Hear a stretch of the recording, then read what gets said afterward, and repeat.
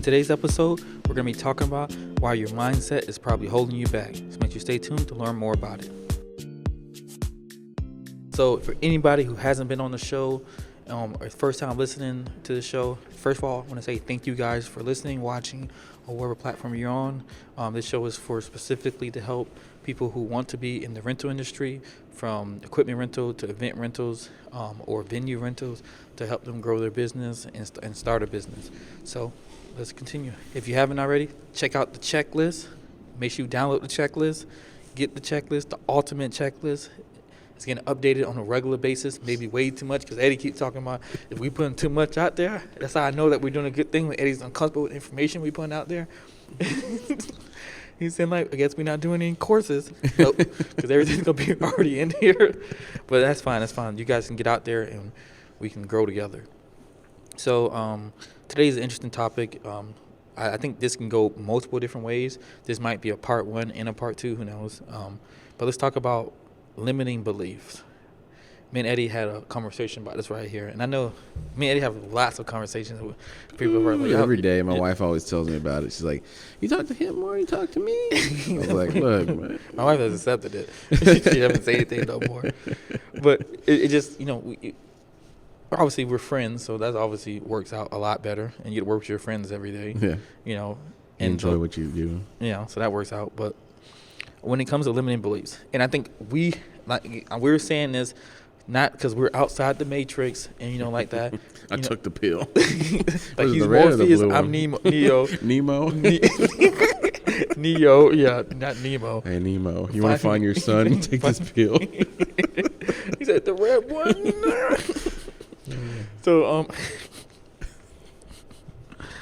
Nemo, yeah, so let's talk about limiting beliefs. So the first limiting belief, I think the hardest, we see this like on just going on different chats and talking to people where we find content, we try to find ideas, and we try to learn on all these Facebook groups and other groups out there. We hear a lot of people talking about, hey, I'm give you one specific example I had. This one person said, hey, is there any other channels that you guys are, looking at that's besides AdWords and SEO? And then I'm thinking to myself, like, and I'm looking at his page and stuff like that, and I'm looking at where he is, and I'm thinking, like, he really shouldn't be focusing on any other areas besides that, because, realistically, he hasn't maximized those channels. Like, we didn't switch channels until we got over $1 million. Like, we've been riding the same channel. We just now recently started getting more into SEO and start building out the other channels and stuff like that, just so we can, we can start growing a little bit further.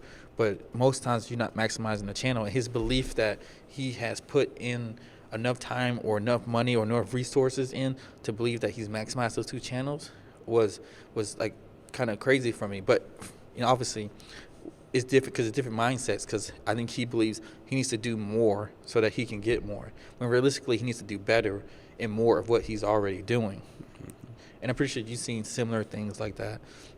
And then people had good questions. Most people didn't actually know how they were generating leads and turning to customers. Some people said social media. He specifically, I can tell from the post, we're looking for do this type of strategy. I'm doing this on social media. I'm doing this. When you say social media, it kind of seems like you're putting stuff out there and not knowing how it's going to come back. Mm-hmm. Besides if you have a strategy or a plan behind it. But I kind of get his point on there. And then I seen another person on there telling me, I'm like, yeah, me too. I think I already tapped AdWords out. I'm thinking to myself, like, bro, like, you live in New York. You do not tap AdWords out. You did not tap AdWords out. There's no way. You live in New York City. You did not tap it out. Someone you spent $250 and there's no more stuff on there. I'm like, because, like, we spend, like, literally during these slow season, we spend $10,000. And I'm saying that as not as a bragging point, but, like, as that is, like, nothing. Like, our competition is spending that literally every week, every day on sometimes. So, like, just put that in mindset. And some of the biggest companies might spend $100 million a month. And they're spending $100 million because, Eddie's going to give me $100 million and I'm going to give him $3 billion back. And that's how it works. So have you seen anything like this, Eddie? Or is it just me? Am I just fired up today? Yeah, you're fired up because I think that's your baby. But like, I see stuff like that all the time. Like I'm always, I'm always on there and just looking around and just people's mindsets is just like, like a couple of people that they're bashing them up, when they're giving their sales pitch, and then they look at the price and they're like, oh. He's like, give me an example. $1,000 or it wasn't even 1,000. I would pay 1,000 if it was, Well, for an example, there's plenty. I mean, there's plenty of people out there that are offering like how to do this and you'll get this, and some of the prices aren't even like unreasonable. Maybe like $60 a month or $150, whatever it is, and some people were like, that much a month? No, thank you. And I'm just like, oh, well, for sure he's never, for sure that person's never like gonna, like if I told him, hey, if you put $1,000 in running ads, and it gives you 10,000, would you do it? Like most people are like, yeah, I would. Well, it's the same thing. Like all these little things. Most people don't do it. Actually, most people say they would, but then they wouldn't when they give the opportunity. I don't know whether they're just scared. But then another thing is also dealing with numbers. One thing that I've noticed is people that haven't seen that kind of money coming and going. It's like a shock. Like it's a huge dollar amount. Now like I was like kind of like that in the beginning, I guess you can say. How much you spend? But now when I see the stuff, I'm like, okay, like 10,000, 15, whatever, and it's just like it's not like nothing crazy. But like obviously, like if we were in the beginning of the days and we're talking about this, kind of we could be having those same reactions. But these are real figures. Like it's literally like if you put in this much money, you can get more. Now, if it's ran improperly, obviously you won't get those kind of returns. Yeah, depending on your market, you still might get some stuff. You might still get a return. Yeah. But it's stuff that we've seen. I mean, but it's just kind of. I think the limitations of the business is a lot on of the people that are running it or making those decisions, and they say, "Whoa, that's a lot of money," or "No, I'm not going to deal with. I'm not going to even think about that. I'm just going to continue what I'm doing, and somehow magically it's going to just blow up." It doesn't work that way. Yeah, and really, to be honest, in about any city you can think of, there's some type of searching for it or something going on that you can spend some money on. Yeah. Now, I don't recommend like people go out and bust down on Facebook ads when you don't understand what you're doing it for, how you're doing it, and stuff like that. But even, to be honest, if you post enough ads and you look at the results and then you change your ads up based on the results, you eventually will make money, because realistically, you can get one job, and that one job could be $10,000. Yeah. You could have spent $3,000 on ads, but that got that one job for that one person who does it every year, and that could be worth it for you. Yeah, and also like you'll get the lead, and then it's also you have to put work in it as well. It's not just like I gotta get the lead and automatically I'm gonna get the business. Like you have to put in work and strategy. If you're good at sales or if not, are you confident? Like all those things come. Hey, can you close? All these things come in handy whenever you finally get that customer on the phone or however you communicate with them. Like, can you make the sale? Those are things that also you can't just you can't say it's the ad. It's not. It's running ads' fault because I didn't make these things, because like the lead is basically it's up to you at that point. Let's make it happen. Yeah, because that is something you have people. They have marketing saying that. They need to loosen the parameters on how to get more leads, and then the salespeople are saying they can't sell these leads because the leads aren't good enough. When realistically, if a person's in the industry, they have the money to pay for it, and they want to do this, then they're going to go with someone. Just depends if they're going to go with you or someone else. Yeah, for sure. Yeah, and if you already paying for it, I know for us, we're going to talk about very specifics in the next video. That's right here, but we're not going to talk about today. But on this side, but I know with us on there. We spend a lot of time not just focused on getting the leads, but we focus also probably majority of our time now on taking what we have currently and getting more out of them. Like we talked about in the past podcast we did of how we go through and maximize our revenue by doing alternatives, add-ons, upsells, downsells, and anything along that lines that we talked about in that one. You can check out in the checklist too. You want a more defined list of those. But it's just the mindset people have around money, and mindset I had behind money at one point in time too. Because when I first started out, I used to think of campaigns as like, this campaign is going to last 30 days. I want to spend $200 on this campaign. And then like, whatever the number was. And in my head, that's how the campaign is supposed to be run.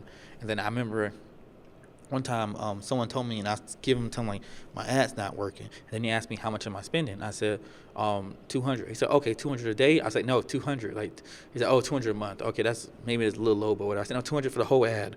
I was like, forever. and then he's like, oh, and then hello.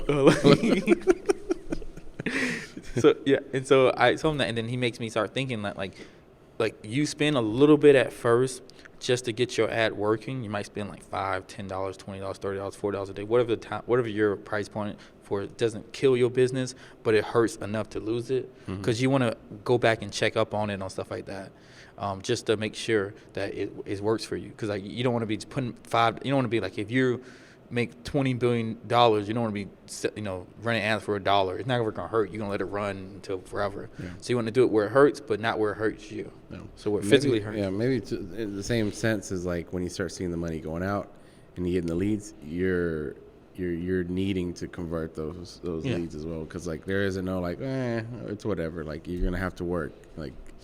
So maybe it's a good thing. Like you feel a little hurt, and you're like, "Oh shit!" That every lead that comes in there, you see $1 that you need to get back. Yeah. And so maybe in the long run, it just makes you a better salesperson and a better owner. Yeah. I think it will.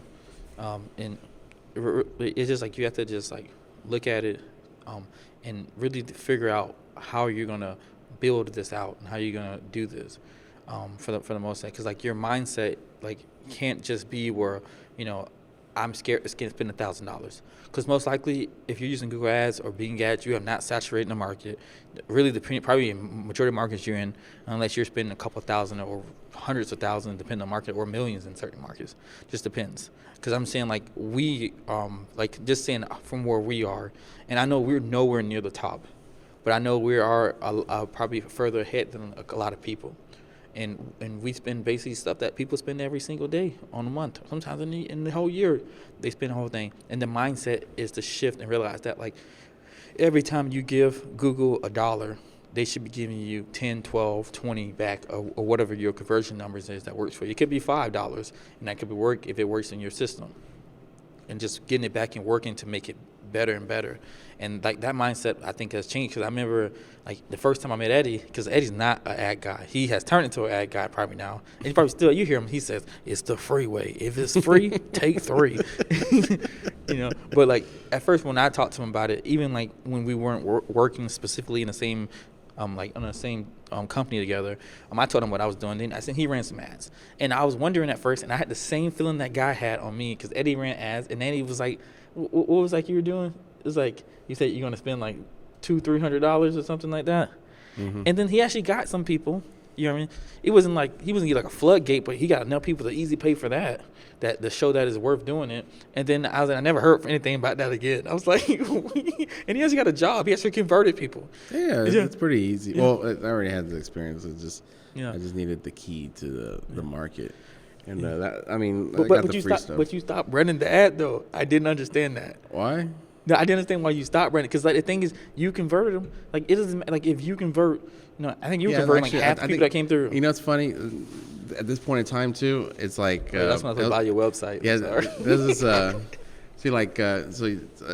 y'all probably already heard the story 100 times, but so me and Xavier, we met together by he renting my stuff, and then we helped each other out here and there, and then so whenever he started even mentioning like, hey, maybe we should partner up, is he asked me like, oh well, what was one of your biggest sales, and then like. Luckily, like literally just a couple of days before he asked that question, I made a big sale, and it was running the ads. So I'm glad. I would have never had that. Imagine I come up to him like, oh, $100, and he'd be like, I do not want to partner with this guy. He's never seen the light. So like, I think it was like, I don't know, like 1,400 or something like that. Oh, it was the one with the chair one inside the place with the gray. No, not gray, but with the navy. Yeah. That was You're more right. than 1,400. That was High Sung, I think. I think it was more than 1,400. I think it was. I remember that one. Yeah, it was High Sung. Yeah, even for cheap prices that we did then, there was so much stuff. And that was cool too. Like Bank of America, Chase, all those banks use this company High Sung as like the ATMs to get the money out. Well, they threw a party, and I got that deal, and I was like, yes. And so like I was telling him, he's like, how much is that? I'm like, this much. And he's like, oh, okay. So I always thought in my mind, like, if it wasn't for that one job, he wouldn't have been like, no, I don't want to mess with you. You're on the low end of the spectrum. Like, we don't want a business together. But that's one of the things that, like, it came in handy. That's crazy you thought that. I actually didn't care what you would have said back. Yeah, I always thought it. It wasn't the issues. Sorry, this thing is, like, bothering me. Can you put that back on the bottom? No, I can't. I like it that way. You do? No, You leave it alone. It's mine. It is yours. I'm so sorry. Oh, no, I'm touching this stuff. It's just, I was like, what the? So, but I didn't know you felt that way at all. I wouldn't. It didn't matter what you were going to say because realistically, I wasn't coming to you because of how your marketing skills was. I was specifically looking for someone who had other traits. It's not like I was like, oh dang, like you don't do marketing as good as me. Then we stuck doing the same things. Yeah. My whole thing is like obviously like I seen the rapport you build with people in the relationship building that you do on a regular basis. I was like, well, that's the work for that stuff. And then you were really particular about things. For instance, like he was like, you gonna not put a mat down? I was like, oh yes.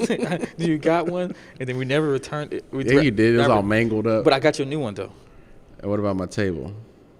Well, they end up being my tables too later, and you end up being my table. So it worked out. It worked out in there. And I think that's why you didn't do it at first because you thought that might. I was wondering too. I was like, I told Ruby that I said like Ruby's going to send him the money. And that was a key to the door to get my foot in the door right there. Like, don't worry about that table. It's okay. I was gonna just get the money back. Ruby's telling something. You know how this woman is sometimes.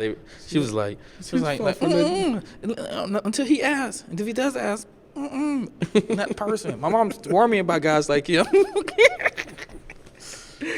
I was like, what Ruby knows? It is what it is. It's like you got to give back. And then she's like, no. And I was like, she's like, you do. I'm like, all right. You already know when they start making ultimatums. I left it alone. You gotta learn to choose and which battle to fight and which ones not to. And then I told him at the table. I said that I would. He said, no, that's fine.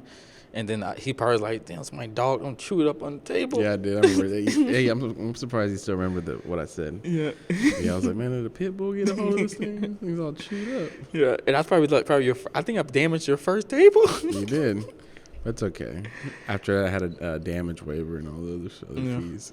Yeah, I know Lily was probably like, you're not going to charge him? She did. I know she did. And I was like, it's all right. She's like, oh, you always do this. Yeah.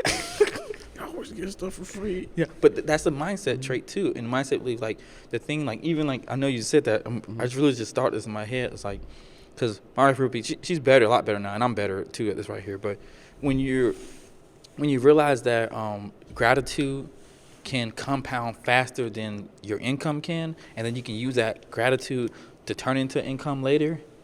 And most people don't understand that. Like being nice is literally a strategy. Being nice and being strategic on how you do certain things and being a good person. You don't have to be strategic, but being a good person will literally just bring you flutes and opportunities and stuff like that. I know Eddie thought maybe all these other things. So maybe being nice whenever you run ads and get those leads, that will result into more sales. And then people will believe more in the ads. Yeah, I guess so. I don't know about that. Maybe we can make one of the strategies on how to convert your leads. Well, if you smile while you talk to people, it sounds better. Yeah, it does. So it sounds better and people sound less threatening. When it's buy now. Buy now.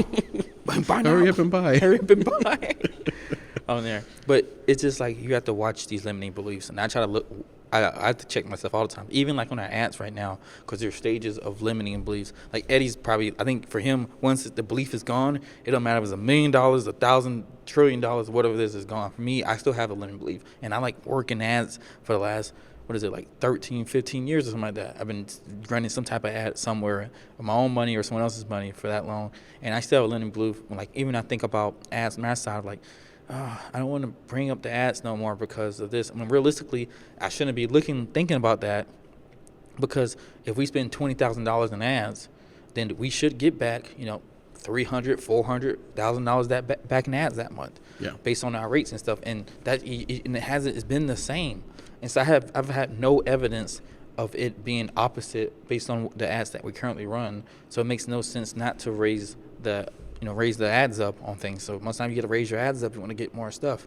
It just, when you don't have the proper systems in place, that's what some people are probably thinking, whatever it is, you just need to get those systems in place and go from there. Because literally, how you're supposed to run ads, which a lot of people don't know, is how you're supposed to run ads. Is you're supposed to once you get it working, spend enough money to where you either don't have any more or you can't support the way you do it, and you can't operate from it. You can't operate no more. And then from there, you find the next issue of why you can't operate, fix that, raise up the ads, and get more leads, and then do the same thing.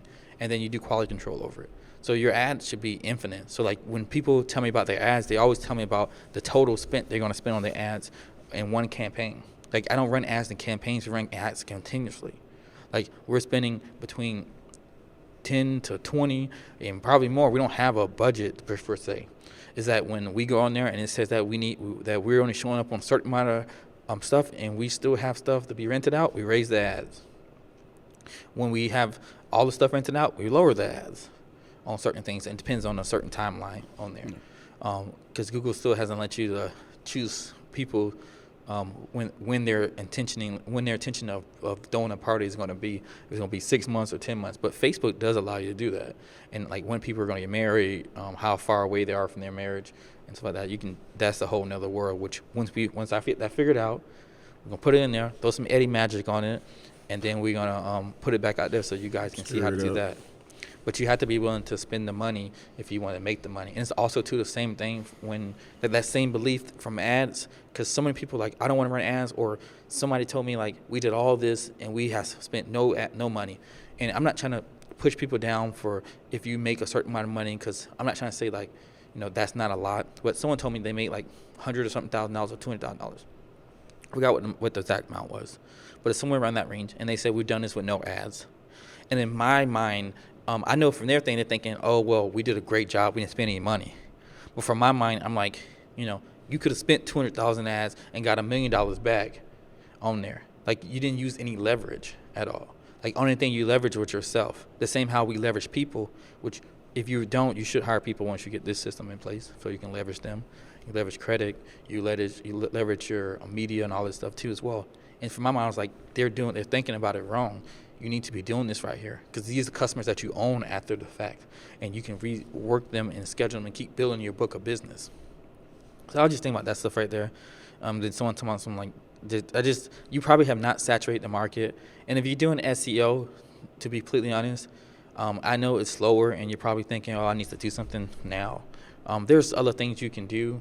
You can write more articles. You can go through and do more review other people's sites, but most people in our industry don't really focus on SEO, especially not when it comes to the long tail things as well, and then work their way through. There's a lot of stuff you can do on there, but make sure you guys check out your mindset, see where you're at from a mindset perspective, and it's okay to spend money on things.